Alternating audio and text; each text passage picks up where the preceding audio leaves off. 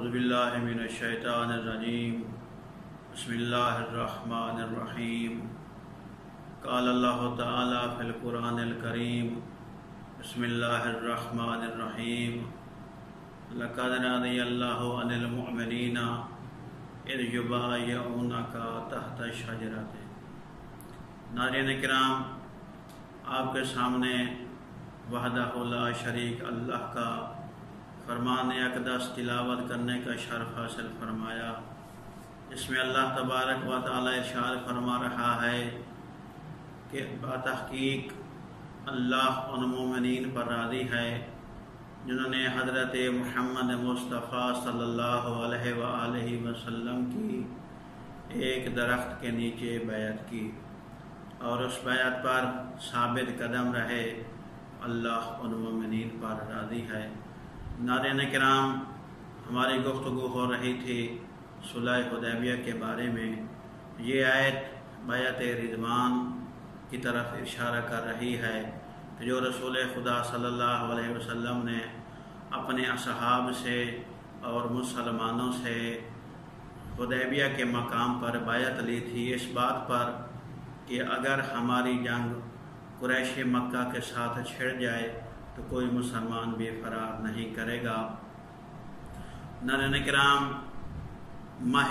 ذکار کی مناسبات میں سے ایک مناسبت صلح حدیبیہ ہے۔ 6 ہجری کو رسول خدا صلی اللہ علیہ وآلہ وسلم ماہ ذکار کے مہینے میں یکم ماہ ذکار کو اپنے مسلمانوں کو ساتھ لے کر مکہ کی طرف نکلتے ہیں۔ تو مقام حدیبیہ پر کفار مکہ مشرکین مکہ کے ساتھ آمنا سامنا ہو جاتا ہے۔ مکہ والے مشرکین کہتے تھے کہ ہم مسلمانوں کو مکہ میں داخل نہیں ہونے دیں گے۔ تو وہاں پر آپس میں رسول خدا صلی اللہ علیہ وسلم اور قریش مکہ کے درمیان کچھ شرائط پائیں جن کو صلح حدیبیہ کے نام سے یاد کیا جاتا ہے۔ جب مسلمانوں کے درمیان یہ افواہ پھیل چکی تھی کہ جو مسلمان حضرت عثمان کے ہمراہ مکہ گئے تھے وہ شہید ہو گئے ہیں، اور مسلمانوں نے یہ کہا تھا کہ ہم ان کا بدلہ لیے بغیر واپس نہیں جائیں گے، تو وہاں پر اللہ کے نبی نے تمام مسلمانوں سے بیعت لی، جس کو بیعت رضوان کے نام سے یاد کیا جاتا ہے۔ بعد میں پتہ چلا تھا کہ وہ مسلمان جو حضرت عثمان کے ساتھ گئے تھے وہ قتل نہیں ہوئے، وہ واپس آ گئے تھے۔ تو قریش مکہ کے درمیان بھی آپس میں اختلاف بڑھ گیا تھا۔ بعض لوگ کہتے تھے کہ کیا حرج ہے، مسلمان آ جائیں، طواف کریں اور قربانیاں کریں، اس میں کوئی حق نہیں ہے، کیونکہ خانہ کعبہ اس میں سارے شریک ہیں، سب کا اس میں حق ہے، کسی کو روکنے کا کوئی حق نہیں ہے۔ لیکن جب قریش مکہ نے دیکھا کہ رسول خدا صلی اللہ علیہ وسلم اور مسلمان بھی جنگ نہیں چاہتے، تو انہوں نے بے جا کچھ شرائط رکھی مسلمانوں کے ساتھ۔ ان میں سے پہلی شرط یہ تھی کہ اس سال مسلمان حج بجا نہیں لائیں گے، عمرہ نہیں کریں گے، بلکہ بغیر عمرہ کیے واپس چلے جائیں گے۔ دوسری شرط یہ تھی آئندہ سال جب یہ حج کے لیے آئیں گے، عمرہ کے لیے آئیں گے، تو مکہ میں 3 دن سے زیادہ نہیں رہیں گے۔ تیسری شرط یہ رکھی گئی تھی کہ اپنے ساتھ کوئی جنگی ہتھیار نہیں لے کر آئیں گے، صرف تلوار لے کر آئیں گے، اور وہ بھی نیام میں رہے گی، باہر نہیں نکالیں گے۔ چوتھی شرط یہ رکھی گئی تھی کہ قبائل عرب کو یہ اختیار ہوگا کہ وہ فریقین کے ساتھ معاہدے کر سکتے ہیں۔ چوتھی شرط یہ رکھی گئی تھی کہ اگر کوئی مسلمان مکہ سے جا کر مدینہ والوں کے ساتھ مل جائے گا تو وہ مدینہ والے اس بندے کو واپس کریں گے۔ اگر کوئی مدینہ سے کوئی بندہ مکہ والوں کے ساتھ مل جاتا ہے تو مکہ والے اس کو واپس نہیں کریں گے۔ اور ایک شرط یہ بھی رکھی گئی تھی کہ یہ معاہدہ 10 سال تک رہے گا، کوئی اس کی خلاف ورزی نہیں کرے گا۔ یہ شرائط رکھی گئی تھی۔ ظاہراً تو یہ شرائط مشرکین مکہ کے حق میں ہو رہی تھی، ظاہراً تو ان کا فائدہ ہو رہا تھا، اور ظاہراً مسلمانوں کو نقصان محسوس ہو رہا تھا۔ جب مشرکین مکہ نے یہ شرائط رکھی اور رسول خدا صلی اللہ علیہ وآلہ وسلم نے ان شرائط کو قبول کر لیا اور حضرت علی علیہ السلام سے کہا کہ ان کو لکھ لو، اور معاہدہ طے پا گیا، یہ شرائط لکھ دی گئیں۔ تو مسلمانوں کو پتہ چلا تو وہ آپس میں اختلاف کرنے لگے اور رسول خدا صلی اللہ علیہ وآلہ وسلم کی نبوت اور رسالت پر شک کرنے لگے۔ یہاں تک لوگوں نے کہا تھا کہ آج جتنا رسول خدا صلی اللہ علیہ وسلم کی نبوت پر شک ہو رہا ہے، اس سے زیادہ مجھے کبھی شک نہیں ہوا، اور مسلمانوں میں بھی اختلاف بڑھ گیا۔ وہ رسول خدا صلی اللہ علیہ وآلہ وسلم کی اس صلح نامے اور شرائط پر راضی نہیں تھے، اور رسول خدا صلی اللہ علیہ وسلم کی انہوں نے مخالفت کر دی۔ ظاہراً تو مسلمانوں کو نقصان محسوس ہو رہا تھا، لیکن جو اس کا فائدہ تھا آنے والے دور میں وہ صرف رسول خدا صلی اللہ علیہ وسلم اور بعد مسلمان ہی جانتے تھے۔ رسول خدا جب یہ معاہدہ کر چکے تو انہوں نے کہا تھا کہ ہم اس پر ضرور عمل کریں گے،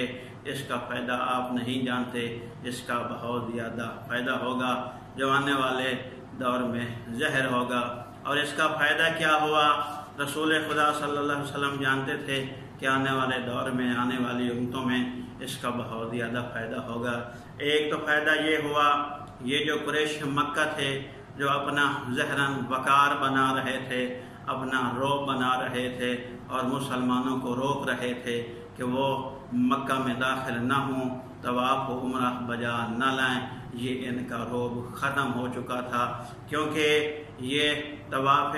کعبہ اور عمرہ یہ کسی کے ساتھ خاص نہیں ہے، سب اس عبادت میں مشترک ہیں۔ لوگ قریش مکہ کے خلاف ہونے لگے کہ جب یہ سب کا اس میں حق ہے تو کون کسی کو کوئی روک سکتا ہے۔ دوسرا فائدہ اس کا یہ ہوا کہ مکہ میں جو مسلمان تھے ان کو علن اعلان اسلام قبول کرنے کا موقع مل گیا، اور وہ واضح اور ظاہراً اسلام کی تعلیمات پر عمل کر سکتے تھے اور اپنے آپ کو مسلمان کہلوا سکتے تھے، ان کے اوپر پابندی ختم ہو گئی۔ اور تیسرا فائدہ یہ ہوا کہ جب یہ شرط رکھی گئی تھی صلح میں کہ قبائل عرب میں ہر ایک کو اختیار ہوگا کہ وہ فریقین کے ساتھ اپنے معاہدے کر سکتا ہے، جب لوگوں نے آپس میں ایک دوسرے کے ساتھ معاہدہ کرنا شروع کر دیے، مدینہ کے لوگ مکہ میں آتے تھے، مکہ کے لوگ مدینہ میں آتے تھے، تو وہ لوگ جو مکہ سے مدینہ کی طرف جاتے تھے، یا جب مسلمان مکہ میں آتے تھے تو وہ اسلامی تعلیمات سے مشرکین مکہ، کفار مکہ بہت متاثر ہوتے تھے، اور وہ بھی اشتیاق رکھتے تھے کہ ہم بھی کلمہ اسلام پڑھ لیں اور مسلمان ہو جائیں۔ اور اس کا تیسرا فائدہ یہ ہوا کہ وہ لوگ جو رسول خدا صلی اللہ علیہ وسلم کو یہ کہتے تھے کہ وہ جنگجو ہیں، مسلمان لڑاکے ہیں، یہ اسلام جنگ کی خاطر لڑائی کے ذریعے پھیل رہا ہے، تو ان کا منہ بھی بند ہو گیا، کیونکہ جب رسول خدا صلی اللہ علیہ وسلم نے صلح کی تو ظاہر ثابت کر دیا کہ ہم صرف جنگجو نہیں ہیں، ہم صلح پسند بھی ہیں۔ اور ایک فائدہ یہ بھی ہوا کہ وہ لوگ جو ابو سفیان اور ان کے سرداروں کے ساتھ اپنا محبت رکھتے تھے اور ان کو بہادر مانتے تھے، تو ان کی یہ بہادری کے قصے ختم ہونے لگے، کیونکہ انہوں نے مشہور کیا ہوا تھا کہ مسلمان جنگجو ہیں۔ تو جب انہوں نے یہ دیکھا کہ مسلمان صلح پسند بھی ہیں، حضرت محمد مصطفیٰ صرف جنگجو نہیں ہیں بلکہ صلح پسند بھی ہیں، تو وہ ان سرداروں سے کنارہ کش ہونے لگے، تو ان کے دلوں میں ان کفار مشرکین کے سرداروں کی نفرت پیدا ہونے لگی، اور رسول خدا صلی اللہ علیہ وسلم کے ساتھ وہ محبت کرنے لگے اور اسلام کی طرف زیادہ سے زیادہ میل ہونے لگے۔ اور ایک فائدہ یہ بھی ہوا کہ جب مسلمانوں کو مکہ میں داخل نہیں ہونے دیا گیا اور جنگ نہ ہوئی، جنگ نہ چھڑی، تو اس وقت یہ کفار مکہ جو تھے انہوں نے زیادہ سے زیادہ اسلام قبول کیا۔ اگر جنگ چھڑ جاتی تو یہ مکہ کے کفار ہمیشہ کے لیے اسلام کے مخالف ہو جاتے اور کبھی بھی اسلام کی حمایت نہ کرتے، تو ان کو پتہ چل گیا کہ اسلام صلح پسند بھی ہے،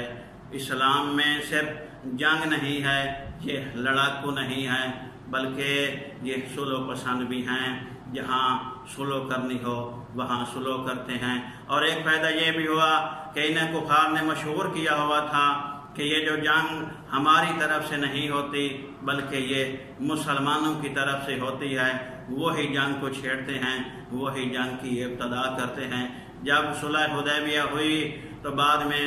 لوگوں کو پتہ چل گیا کہ اس میں ہمارا فائدہ یہ ہوا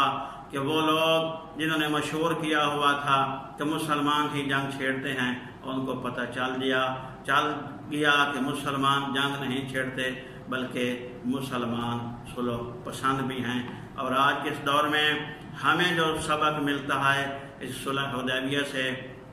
جیسا کہ حضرت امام حسن علیہ السلام نے بھی کیا تھا کہ اگر جہاں بھی مسلمانوں کو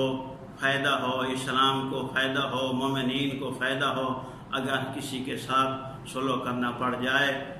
تو وہ صلح کرنی چاہیے۔ اگر جنگ میں نقصان ہو رہا ہو، اسلام کو نقصان ہو رہا ہو، آنے والے قیامت تک مومنین مسلمانوں کو نقصان ہو رہا ہو تو وہاں جنگ نہیں کرنی چاہیے بلکہ صلح کرنی چاہیے۔ اور یہ بھی ہمیں سبق ملتا ہے اگر کسی کے ساتھ کوئی معاہدہ ہو جائے تو اس پر پابند رہنا چاہیے، کاربند رہنا چاہیے، معاہدہ نہیں توڑنا چاہیے۔ جیسا کہ حضرت علی علیہ السلام نے جب حاکم شام کے ساتھ یہ معاہدہ کیا کہ حکمین فیصلہ کریں گے اور حکمین نے دھوکہ کر دیا، جو شام کی طرف سے حکم تھا اس نے دھوکہ کر دیا، تو بعد میں مولا علی علیہ السلام کو مسلمانوں نے کہا تھا کہ انہوں نے دھوکہ کیا ہے، تو حضرت علی ابن ابی طالب علیہ السلام نے کہا اگرچہ انہوں نے دھوکہ کیا ہے تو ہمارا معاہدہ ہو گیا ہے، ہم اس کو کبھی بھی نہیں توڑیں گے، اس پر پابند رہیں گے۔ اور ہمیں یہ بھی سبق ملتا ہے کہ جس جگہ پر بھی نبی ہو، امام ہو یا رسول کا کوئی وصی ہو یا خدا کی طرف سے کوئی نمائندہ ہو تو اس کی رائے پر اپنی رائے کو مقدم نہیں کرنا چاہیے، جہاں تک بھی ہو سکے اس کے حکم کی تعمیل کرنا چاہیے۔ تو ناظرین کرام، میں دعا گو ہوں کہ اللہ تبارک و تعالی ہم سب کو سیرت محمد و آل محمد پر چلنے کی